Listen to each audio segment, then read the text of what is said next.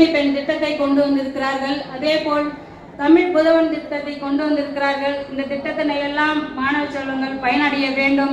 அதே வேளையில் என் தொகுதிக்கும் ஒரு கல்லூரி வாங்கி தருவேன் என்று நம் மாண்புமிகு மண்ணின் மைந்தர் ஐயா அவர்கள் சொல்லியிருக்கிறார்கள். கண்டிப்பாக அதை பெற்று தருவார்கள் என்று நம்பிக்கையோடு என் தொகுதி மக்களின் சார்பாக இந்நேரத்தில் நன்றியினை கூறி விடைபெறுகிறேன். நன்றி, வணக்கம். வாழ்த்துறை வழங்குமாறு அன்புடன் கேட்டுக்கொள்கிறோம். கலை அறிவியல்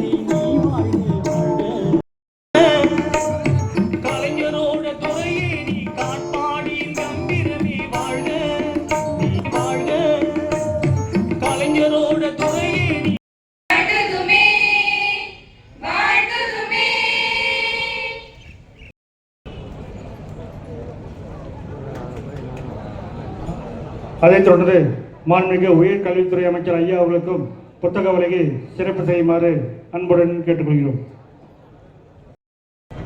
அதைத் தொடர்ந்து மாண்புமிகு கைத்தறி மற்றும் துணிநூல் துறை அமைச்சர் ஐயா அவர்களுக்கும் புத்தக வழங்கி சிறப்பு செய்யுமாறு மண்டல இணை இயக்குனர் அவர்கள் மரியாதைக்குரிய மாவட்ட ஆட்சித்தலைவர் அவர்களுக்கு புத்தக. அடுத்ததாக அணைக்கட்டு தொகுதியில வேலூருக்கு மிக அருகாமல் இருக்கக்கூடிய இடத்திலோ இல்ல பள்ளிகொண்டாவிலையோ கட்டலாம்னு சொன்னாங்க. ஆனால் இந்து சமய அறநிலைத்துறையின் சார்பில் அந்த கல்லூரி கட்டக்கூடாது என்று உயர் நீதிமன்றம் தடை உத்தரவு தந்த காரணத்தினால் அந்த கல்லூரி செல்லவில்லை, கல்லூரி பணி நடக்கவில்லை. அனைத்து திட்டங்களும் வர வேண்டும் என்று குறிப்பாக இருக்கக்கூடிய நம்முடைய மண்ணின் மைந்தர்களுக்கும் ஒரு கோரிக்கை. அது எப்போதான் கோர்ட்டுக்கு போன வழக்கு எத்தனை வருஷம் கழிச்சு வரும்னா தெரியாது. இப்போ நானும் எம்எல்ஏ குடியாத்த எம்எல்ஏ 2 பேருமே கோரிக்கை வச்சிருக்கோம். எங்களுக்கு கல்லூரியை தர வேண்டும். இடம் இல்லை என்று சொல்வார்கள்.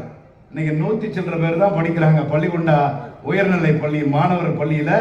அங்கே 10 ஏக்கருக்கும் மிகாமல் பள்ளிகொண்டா மைய பகுதியில் இருக்கின்றது. மாண்புமிகு உயர்கல்வித்துறை அமைச்சர் அண்ணன் அவர்களே, அடுத்த வருஷம் பட்ஜெட்லயாவது எங்களுக்கு ஒரு கல்லூரி தந்தீங்கன்னு சொன்னா அந்த கிராமப்புறத்தில் இருக்கக்கூடிய மாணவர்கள் கண்டிப்பாக பயன்பெறுவார். சொல்ற வார்த்தை என்னன்னு சொன்னா பக்கத்துல கல்லூரி இருக்குன்னு. இன்றைக்கு முத்துரங்கம் கலைக்கல்லூரியில அது அணைக்கட்டு தொகுதியில அந்த பகுதியில் இருக்கின்றது.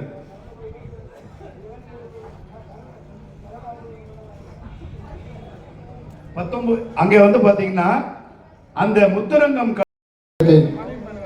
திறந்து வைத்திருக்கும் மாண்புமிகு நீர்வளத்துறை அமைச்சர், மாண்புமிகு உயர்கல்வித்துறை அமைச்சர், மாண்புமிகு கைத்தறி மற்றும் துணிநூல் துறை அமைச்சர், இவ்விழாவில் கலந்து கொண்டிருக்கும் நாடாளுமன்ற உறுப்பினர், சட்டமன்ற உறுப்பினர்கள், உள்ளாட்சி அமைப்பின் பிரதிநிதிகள், அரசு அலுவலர்கள், ஆசிரியர்கள், மாணவ மாணவிகள் மற்றும் பொதுமக்கள் அனைவருக்கும் என்னுடைய நன்றி கலந்த வணக்கத்தை தெரிவித்துக் கொண்டு, எங்களுடைய உயர்கல்வித்துறை மூலமாக தமிழக முதலமைச்சர் பதவியேற்ற பிறகு மாணவர்களுக்காக பல திட்டங்களை கொண்டு வந்திருக்கிறார்கள்.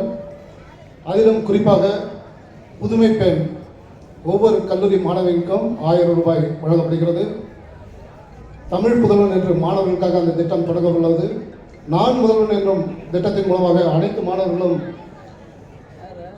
வேலை வாய்ப்பை பெறுகிறார்கள். முதலமைச்சர் ஆராய்ச்சி திட்டம் மூலமாக ஒவ்வொரு மாணவருக்கும் 25,000 மாதம் கொடுக்கப்படுகிறது. இதுபோல் நிறைய திட்டங்கள் இந்த ஆட்சியில் நடைபெற்று வருகிறது. எங்களுடைய உயர்கல்வித்துறை அமைச்சர் இதற்கு முழு ஒத்துழைப்பு அளித்து இந்த திட்டத்தை செம்மையாக செயல்பட்டு வருகிறார்கள். இந்த திட்டம் பற்றி ஒவ்வொன்றும் எங்களுடைய உயர்கல்வித்துறை அமைச்சர் மிக தெளிவாகவும் மிக சிறப்பாகவும் பேசுவார்கள். எனக்கு இந்த வாய்ப்பு அளித்த அனைத்து அமைச்சர் மற்றும் அனைவருக்கும் என்னுடைய நன்றி கலந்த வணக்கத்தை தெரிவிக்கிறேன்.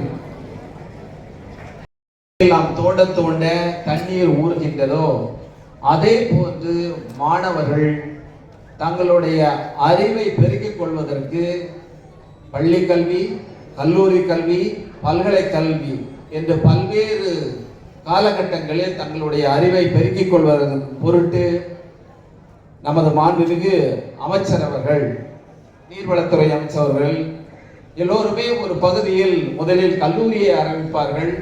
அதற்கு அடுத்தபடியாக பல்கலைக்கழகத்தை ஆரம்பிப்பார்கள். ஆனால் நாம் அமைச்சரோ முதலில் பல்கலைக்கழகத்தை இந்த பகுதியிலே ஆரம்பித்துவிட்டு இங்க பகுதி மாணவர்கள் மிகவும் கஷ்டப்படுகிறார்கள்.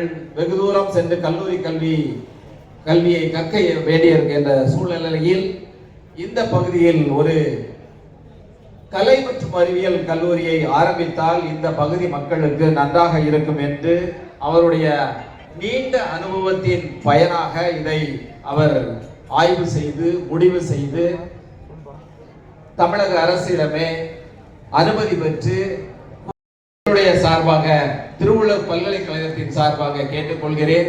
எங்களுடைய பல்கலைக்கழகத்திற்கு இடம் பற்றாக்குறை உள்ளது. நாங்கள் என்றால் இப்போ 4 ஃப்ளோர் 5, 6, 6வது மாடி கட்டி கொண்டு இருக்கின்றோம். எங்களுக்கு சைடில் கட்டுறதுக்கு இடம் இல்லை. அமைச்சர் அவர்கள் தயவு கூர்ந்து எங்களுக்கு இன்னும் கொஞ்சம் இட வசதிகள் ஏற்படுத்தி கொடுக்க வேண்டும். மேலும் இங்குள்ள மாணவர்கள் வறுமையால் வாடிக்கொண்டிருக்கிறவர்கள். அதனால் இந்த பகுதியிலே ஒரு அரசு விடுதி ஒன்றினை ஏற்படுத்தி கொடுத்தால் மாணவர்கள் தங்கி பயில வசதியாக இருக்கும் என்று இந்த 2 கோரிக்கைகளை கேட்டுக்கொண்டு இந்த கல்லூரி இன்று திறந்து வைக்கப்பட்ட கல்லூரி ஆள் போல் தலைத்து அரசு